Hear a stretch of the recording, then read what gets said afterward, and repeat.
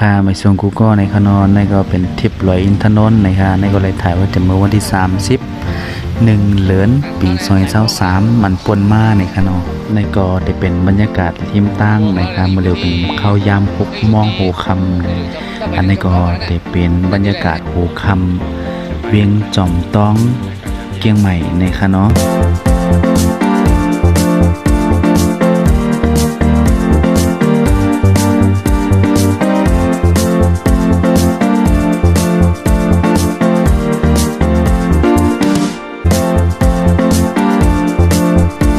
ค่ะนี่ก็มาถึงตั้งขึ้นลอยอินทานนท์ในค่ะเนาะตั้งมันก็ดีจันนิดนึงเลยค่ะ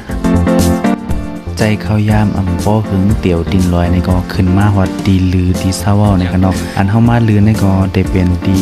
อ้อยก่อเหตุการณ์ไว้เป็นส่วนหมอกเนื้อร้อยในค่ะเนาะ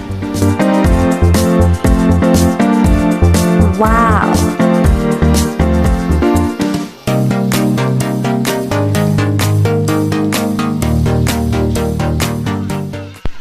เนื้อลอยก็ได้กัดนิดนึงในค่ะเนาะ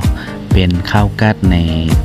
อุณหภูมิติดลบอยู่5 องศาเนี่ยเป็นอันว่ากัดเต้ๆในค่ะนะ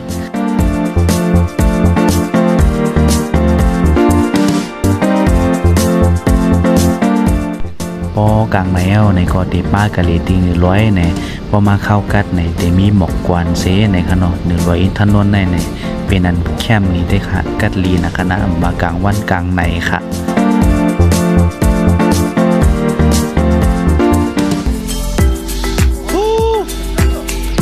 เดี๋ยวถึงยอดร้อยเขาแล้ว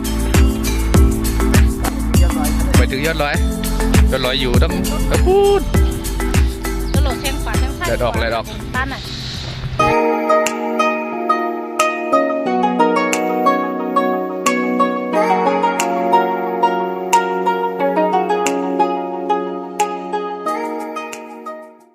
เนื้อรวยย้อนว่ากวนนำนาแลมได้ถ่ายวิวมานี้ในขนมอันหันอยู่ในกอที่เป็นหมอกก้อนในขนมเนื้อรวยอินทนนท์ในน้ำไว้เตะค่ะเตรียมฝั่ง2ตั้งไว้ในขนมพวกว่าข้าวกัดค่ะ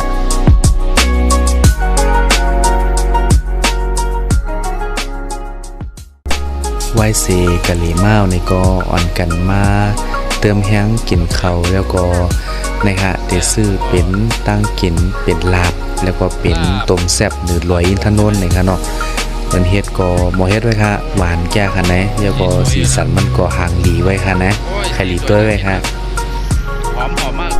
อันหันในก็ที่เป็นหมอกันใต้ก็เอาค่ะผูกเนื้อลอยในค่ะเนาะในก็เป็นการอัน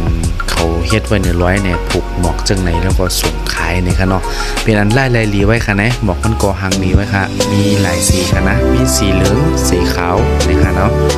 แล้วก็มักดีก็แทนที่บ้านสีกำบ้านในค่ะเนาะแล้วก็ได้มีสีเหลืองสีของจังไหนก็มีในค่ะนะในค่ะหางดีไว้ค่ะ